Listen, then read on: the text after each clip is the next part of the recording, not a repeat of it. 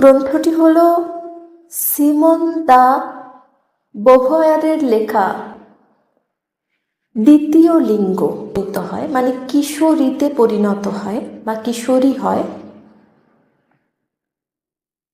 তখন ওই বালিকার দেহে অনেকগুলো পরিবর্তন আসতে শুরু করে। যেমন হঠাৎই এই কিশোর বয়সে বালিকাটি ঋতুমতী হয়। আপনারা জানেন, যেটাকে আমরা সাধারণ কথায় পিরিয়ডস বলি। তো যখন এই অবস্থাটির সম্মুখীন মেয়েটি হয়, তখন কিন্তু মেয়েটি প্রথমে অত্যন্ত বিপন্ন বোধ করে, বিব্রত হয়। তার কাছে এটা একটা অস্বস্তিকর ব্যাপার হয়ে দাঁড়ায়। তার মনে হয় তার শরীরে যেন সব সময়ের জন্য কোথাও একটা ক্ষত আছে। সে বোধহয় সম্পূর্ণ সুস্থ নয়। কিছুদিন ছাড়া ছাড়া তাকে অসুস্থ হতেই হবে। এই ব্যাপারটা তাকে প্রচণ্ড বিপন্ন করে। এই সময়টা একটা মেয়ের জন্য অত্যন্ত স্পর্শকাতর হয়ে ওঠে বা স্পর্শকাতর হয়। প্রতিটা মেয়েই এটা অনুভব করে।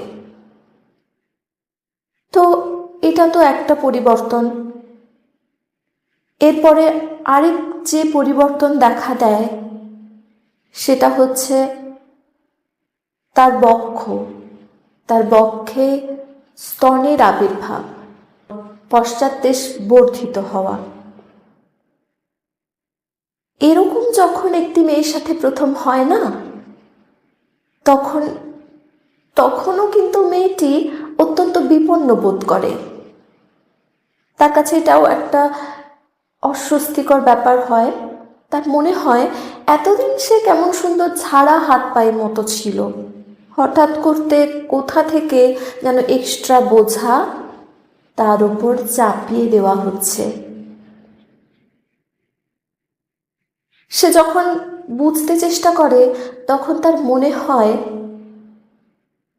ভবিষ্যতে তার স্বামী আর সন্তানের প্রয়োজনের জন্য এখন থেকেই যেন তাকে দণ্ডিত করা হচ্ছে।